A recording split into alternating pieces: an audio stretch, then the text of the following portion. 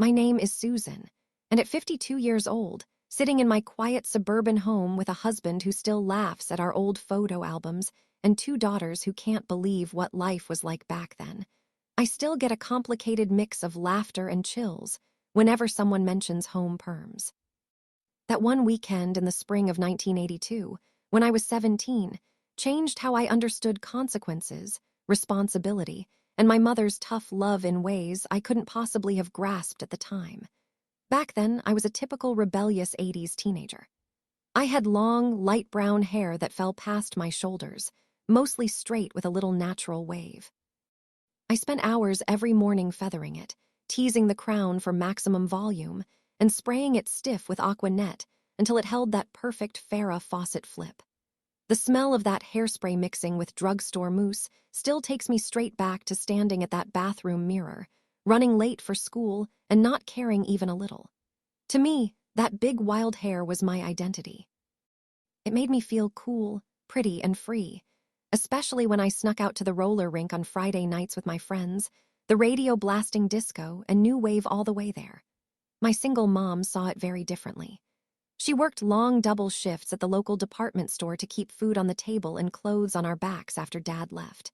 She was practical, exhausted, and raised us with old-fashioned values she didn't apologize for. She had been warning me for weeks, her voice growing a little firmer and a little quieter each time, which I know now was a bad sign.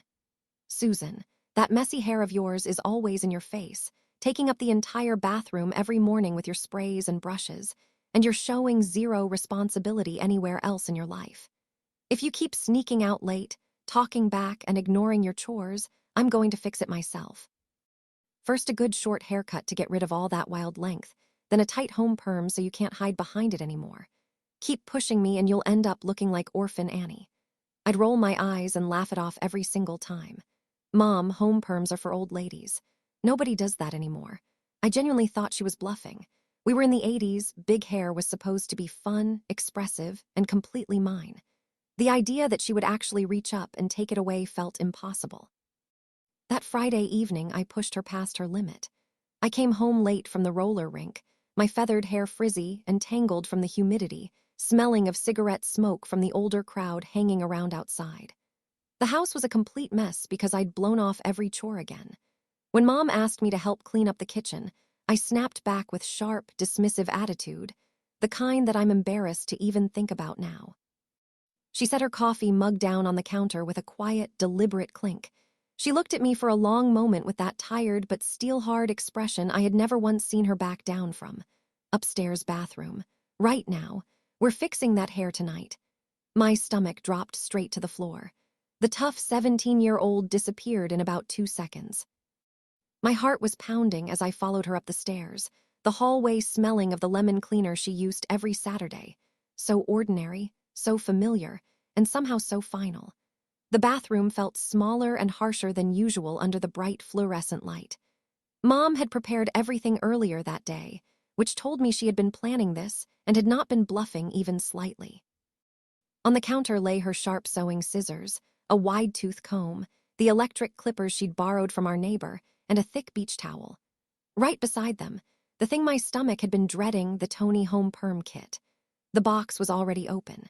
Tiny pink plastic curlers, end papers, the waving lotion bottle, neutralizer, plastic gloves. The sharp chemical smell was already faintly leaking into the room before anything had even begun.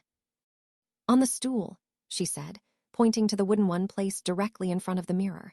I sat. My bare legs stuck slightly to the cool wood from the spring humidity.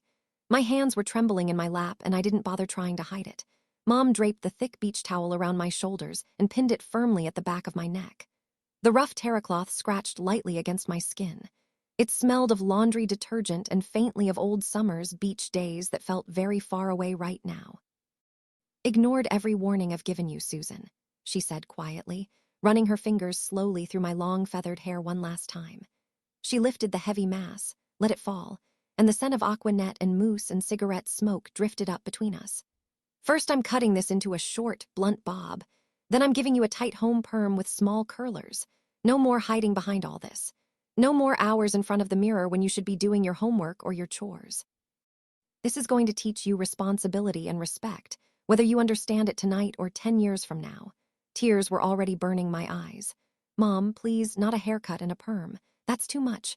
I'll look like a little kid. I'll look like Orphan Annie. Class pictures are next week. She placed both hands firmly on my shoulders and held my eyes in the mirror. You lost the right to negotiate the moment you chose disrespect. Now sit still and feel every single snip. She picked up the wide-tooth comb and began working through my hair with slow, deliberate strokes section by section, from the back forward. Each firm pull tugged at my scalp and sent tingles down my neck as she smoothed out all the teasing and frizz and tangles. My long hair hung heavy and straight around my shoulders. I watched it in the mirror, already knowing it was the last time it would look that way. Then she picked up the scissors.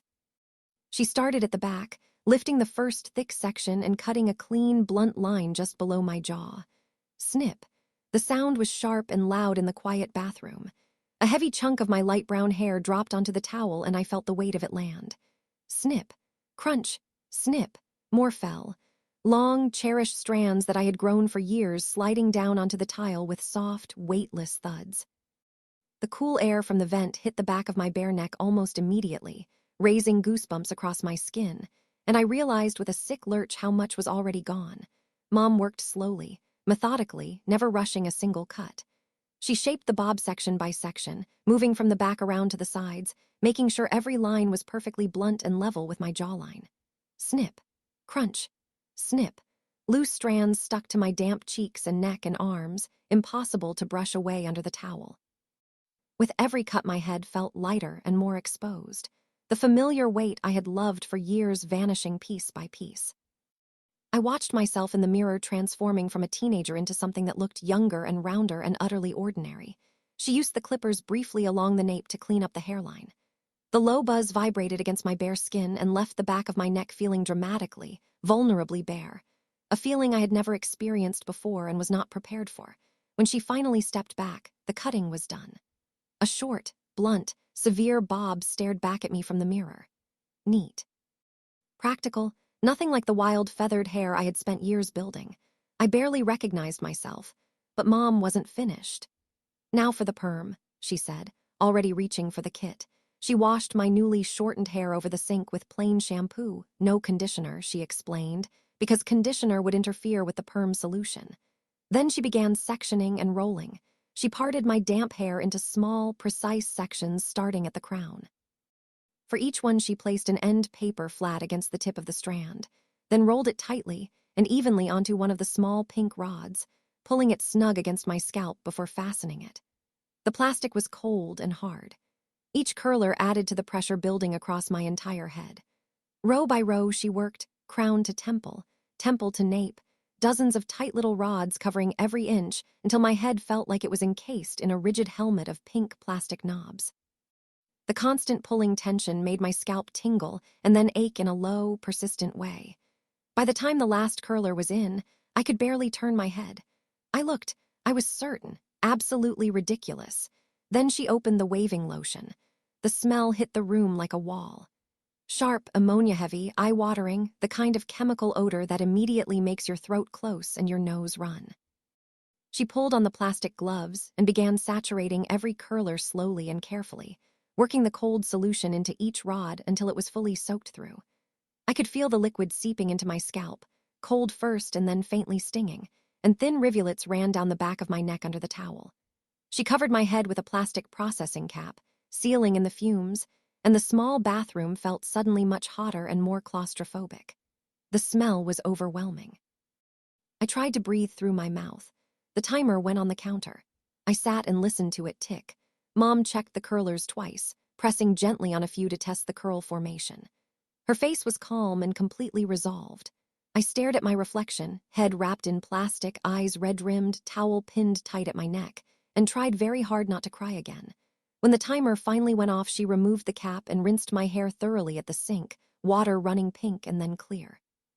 She blotted each curler with a dry towel, then applied the neutralizer, another sharp chemical smell, slightly different from the first, working it carefully through every rod. She set the second timer, more waiting, more ticking, more fumes, then the final rinse. Then one by one she began removing the curlers. I watched in the mirror as each pink rod came loose and a tight, dense little spiral sprang free and immediately contracted toward my scalp. Over and over, unwind, spring, contract. Unwind, spring, contract. By the time she reached the last curler, the full picture was impossible to ignore. She towel-dried my hair gently, blotted rather than rubbed, and stepped back. Look at yourself properly, Susan. I looked. My long feathered hair was gone. The short blunt bob was gone too, buried somewhere underneath what now covered my head. What the mirror showed me was a dense, explosive cloud of tight corkscrew curls. Small, bouncy, frizzing outward in every direction with complete indifference to what I wanted.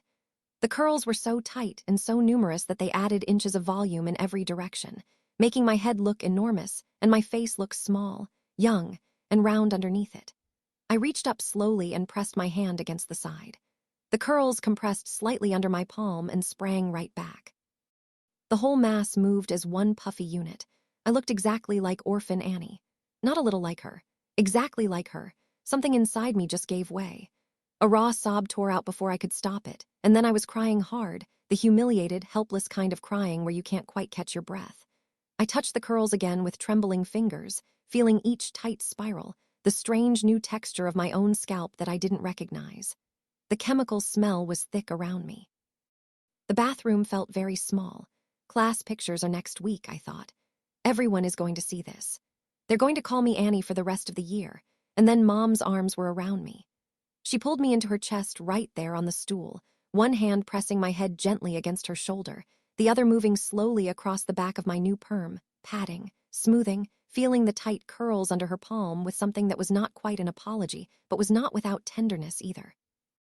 I know, she said quietly. I know it's a shock. She held me for a long time. She didn't rush me through it or tell me to stop. She just held on and let me get through it, occasionally pressing her lips to the top of my curly head or running one finger along a spiral at my temple. That wild hair was taking up space that belongs to better things, she said eventually, her voice low and steady. Your schoolwork, your responsibilities, your actual growing up. The cut took away the rebellion. The perm is going to remind you, every single morning when you look in that mirror, every time you smell those curls on your pillow, that choices have consequences, and that I mean what I say because I love you, not in spite of it. Later that night, she made popcorn with extra butter and we sat on the couch together and watched a movie, the way we used to when I was small. Her hand kept moving to my hair throughout, not to fix it, just to touch it, resting her palm against the curls. Smoothing one here and there. A quiet, steady presence that said this happened, and we are still here. The weeks that followed were hard in ways I hadn't anticipated and instructive in ways I couldn't have planned for. The curls bounced visibly with every step I took down the school hallway. Brushing made the frizz dramatically worse. I learned that quickly and painfully. The faint chemical smell settled into my pillowcase and greeted me every morning. The class pictures came and went exactly as I feared. I am looking directly into the camera in that photo with a very specific expression that my daughters now describe as done with everything, which is accurate. The nicknames started the first week. Annie. Little Orphan. Hey, Annie. I sat through them with my jaw set, which was all I could do. I tried headbands, barrettes, every trick I could think of. Nothing tamed the perm. It did exactly what it was designed to do. But somewhere inside that humiliation, things began to shift in ways I didn't notice until they had already happened. I stopped snapping back at Mom when she asked me to do something.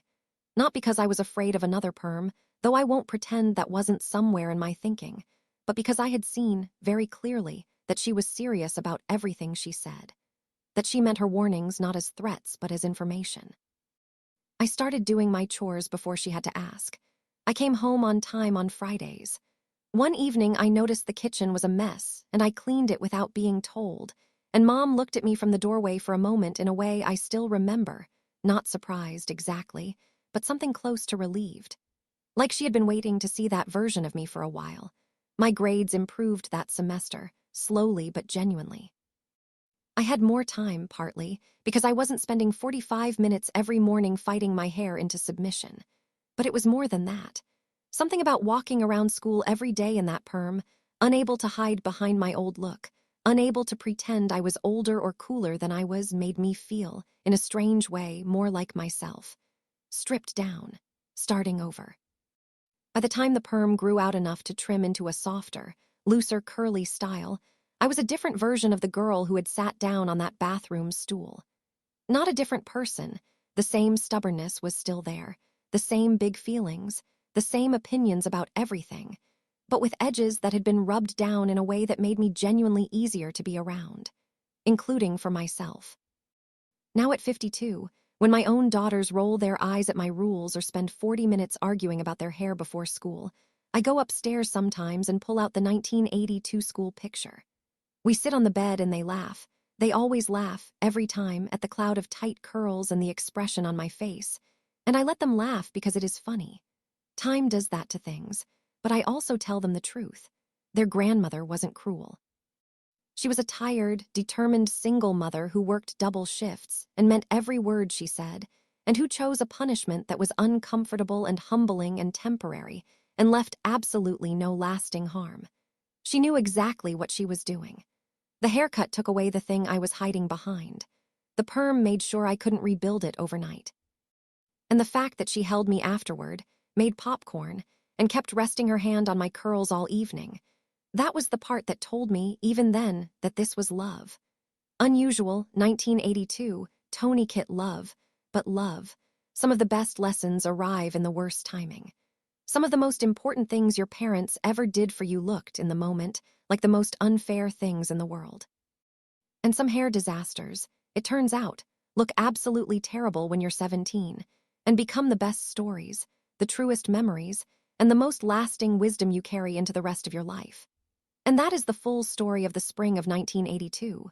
The short, blunt bob, the Toni home perm kit, the tiny pink curlers, the waving lotion smell I will never fully forget, and the Orphan Annie cloud that followed me to class pictures and back. Fellow 80s kids, did your mom ever combine a haircut and a home perm as a punishment or just as a practical decision? Did the perm frizz out into a disaster, or did you eventually make peace with the curls? Drop your worst perm story or haircut memory in the comments. I read every single one and they always bring back so much. Which moment landed hardest for you? The first snip of the scissors, the smell of that waving lotion hitting the room, the tight curlers pulling on your scalp, or that final mirror reveal? If this story made you laugh or cringe or quietly nod along thinking I have been there, hit like.